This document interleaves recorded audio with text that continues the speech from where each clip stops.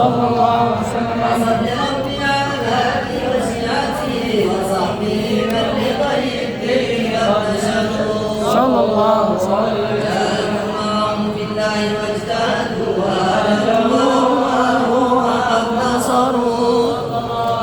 وبينوا الحق والمسنون واعتصموا لله واعتصموا بالله وانتصموا صلى الله عليه يا صلاة وأنها وأشرفها يعطر الكون غيا النجم ينعطر صلى الله عليه قربة بعبيد المسك زاكية من طيبها روح الرضوان ينتشر صلى الله عليه الحصى والثرى والرمل يتبعها نجم السماء ونبات الأرض والمدر صلى الله عليه على وزن مذابين الجبال كما يلي ركن جميع الماء والمطر صلى الله عليه عندما حوت الأشجار من ورق وكل حرف فلا ينثى ويسقطر صلى الله عليه والوحش والطير والأسماك معا يليهم الجن والأملاك والبشر صلى الله عليه الدر والنمل مع جمع الحبوب كذا والشعر والصوف والأهياش والغبر وما أحاط به العلم المحيط وما جرى فيه القلم المأمور والقدر صلى الله عليه عد نعمائك التي مننت بها على الخلائق مذ كانوا ومذ حشروا صلى الله عليه وعد مقدار السامي الذي شرفت به النبيون والأملاك وافتخروا صلى الله عليه عد ما كان في الأكوان يا سندي وما يكون إلى أن تبعث الصور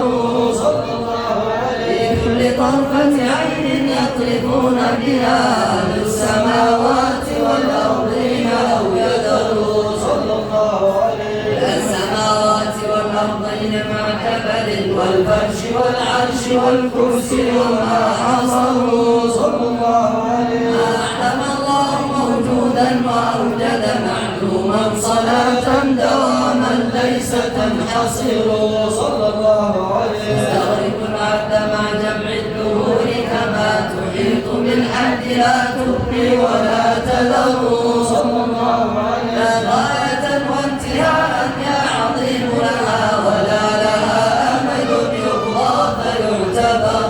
صلى الله عليه عد أضعاف ما قد مر من عدد مع ضعف أضعافه يا من له القدر صلى الله عليه كما تحب وترضى سيدي وكما أمرتنا أن نصلي أنت مقتدر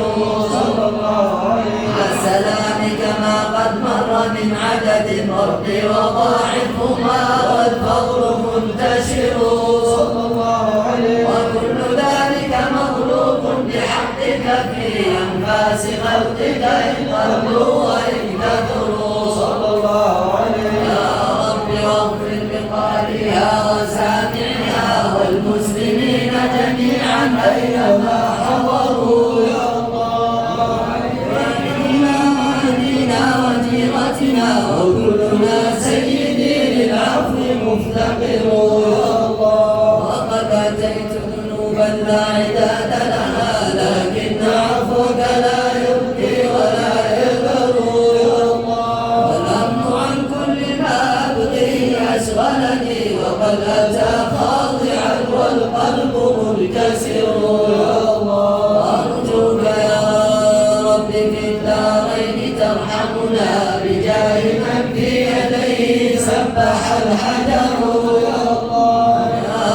رب أعظم لنا أجرا ومغفرة فإن جودك بحر ليس ينحصر يا الله واقض ديونا لها الأخلاق ضائقة وفرج الكرب عنا أنت مقتدر يا الله وكن لطيفا بنا في كل نازلة لطفا جميلا به الأهوال تنحسر يا الله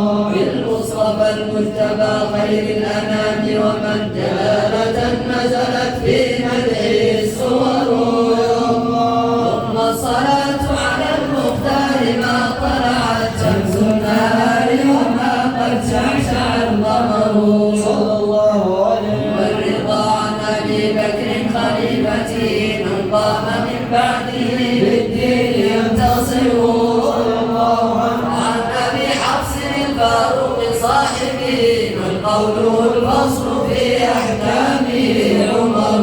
رضي الله عنه وجد عثمان ذي النورين من كملت له المحاسن في دارين والظفر